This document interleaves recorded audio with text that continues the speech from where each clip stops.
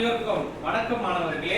இன்று நம்ம இலக்கணத்துல பார்க்கக்கூடிய அதாவது தலைப்பு வந்து பாத்தீங்க அப்படின்னா காரணப்பெயர் இடுகுறி பெயர் அப்படிங்கிற இரண்டு தலைப்புகளை நம்ம பார்க்க போறோம்.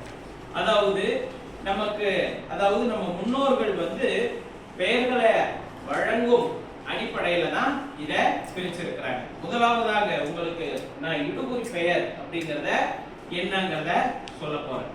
இப்ப நம்ம வகுப்பறையில எடுத்துக்கிட்டீங்கன்னா கதவு அப்படிங்கிறது இருக்கு. இதுக்கு பேர் இந்த வாலுக்கு ஆங்கிலத்துல நம்ம தமிழ்ல என்ன சொல்லுவோம், அதாவது சுவர் என்று சொல்லுவோம். இப்போ இதற்கெல்லாம் ஏதாவது பொருள் இருக்கிறதா, ஏதாவது காரணம் இருக்கிறதா, ஏன் எதற்காக அந்த பெயரை வைத்தார்கள் அப்படிங்கிறதுனா நமக்கு பதில் இருக்கா? கிடையாது. சரிங்களா? அதாவது நம்ம முன்னோர்கள் காரணம் கருதாது இட்ட பெயர்களை தான் நம்ம என்னன்னு சொல்றோம் அப்படின்னா இடுகுறி பெயர் என்று நம்ம சொல்லுகிறோம். காரணமே இல்லாத பெயர். இந்த மரத்திற்கு மரம் என்று வைத்திருக்கிறோம், அது போல நிலத்திற்கு நிலம் என்று வைத்திருக்கிறோம். நம்ம முன்னோர்கள் மரத்திற்கு நிலம் என்றும் இந்த மண்ணிற்கு அதாவது நிலத்திற்கு மரம் என்று பெயர் வைத்திருந்தாலும் நம்ம அதையே தான் ஃபாலோ பண்ணியிருக்கோம். ஆமாவா இல்லையா?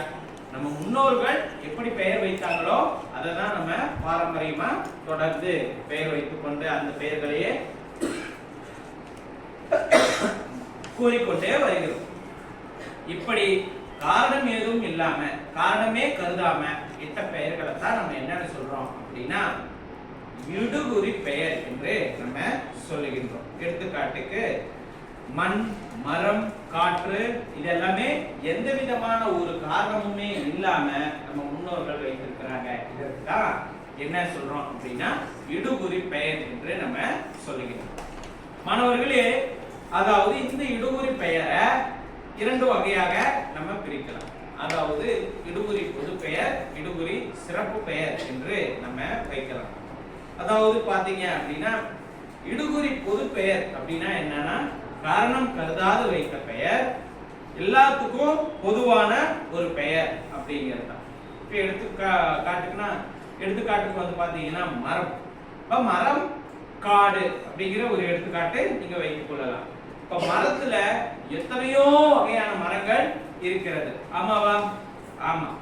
ஆனா நம்ம மரம் அப்படின்னு எல்லா மரங்களையுமே பொதுவாக சொல்லுகின்றோம். மரம் என்று பெயர் வைத்ததற்கு எந்த காரணமும் கிடையாது. இடுகுறி பெயர். மரத்துல பல வகை இருக்கு, நம்ம பொதுவா மரம் என்று மட்டும் சொல்லுகின்றோம், பொதுவாக சொல்லுகின்றோம். ஆகவே இது இடுகுறி பொது பெயர். அதே போலதான் காடு. காடுகள்ல அதாவது மூங்கில் காடுகள் இருக்கு, சந்தன மர காடுகள் இருக்கு, இப்படி எண்ணற்ற காடுகள் இருக்கிறது. அதே போல நம்ம அதாவது மொத்தமா காடு என்று சொல்லும் போது அது ஒரு பொது பெயர். காடு என்பது காரணம் கருதாம வைத்த பெயர். சோ இடுகுறி பொது பெயர் என்பது இது எடுத்துக்காட்டு. சரிங்களா? இப்ப இடுகுறி சிறப்பு பெயர். இப்போ அதாவது ஃபர்ஸ்ட் நான் எப்படி மரம் என்று சொன்னேன். சரியா? இப்போ மாமரம் என்று சொல்லுகிறேன். சரியா? மாமரம் அப்படின்னா அதாவது மரம் என்பது இடுகுறி பெயர். மாமரம்னா மரத்திலேயே நிறைய வகையா இருக்கு. மாமரத்தை மட்டும் நான் பொதுவா சொல்றேன். சரியா? பர்டிகுலரா எந்த இதை பத்தி சொல்றனோ அதை மட்டுமே உங்களுக்கு சொல்றேன். மாமரம் என்று சொல்லுகின்றேன். அப்போ இது இடுகுறி சிறப்பு பெயர். ஃபர்ஸ்ட் காடு என்று சொன்னேன், அது எல்லா காடுகளுக்கும் பொதுவானது. இப்போ கருவேலங்காடு அப்படின்னு சொல்றேன், இல்ல மூங்கில் காடு, சந்தன மரக்காடு அப்படின்னு நான் சொல்றேன். இப்போ பர்டிகுலரா சந்தன மரக்காடு அப்படின்னு சொல்றனால சரியா, அப்போ அந்த காட்டை மட்டுமே குறிக்குது. ஆகவே இது இடுகுறி சிறப்பு பெயர் அப்படிங்கறத நம்ம தெரிஞ்சுக்கிறோம். அடுத்ததாக நம்ம பார்க்கக்கூடியது காரண பெயர். காரண பெயர் என்பதிலே அந்த தொடரிலேயே உங்களுக்கு தெரிகிறது, காரணம் கருதி நம்ம முன்னோர்கள் பெயர் வைத்திருக்கிறார்கள். அதான் நம்ம என்னன்னு சொல்றோம், காரண பெயர் என்று நம்ம சொல்லுகின்றோம். சரிங்களா? காரண பெயர் என்பது காரணம் கருதி வைத்த பெயரை தான் காரண பெயர் என்று நம்ம சொல்லுகின்றோம். அதாவது இப்ப எடுத்துக்காட்டுக்கு பாத்தீங்கன்னா கரும்பலகை.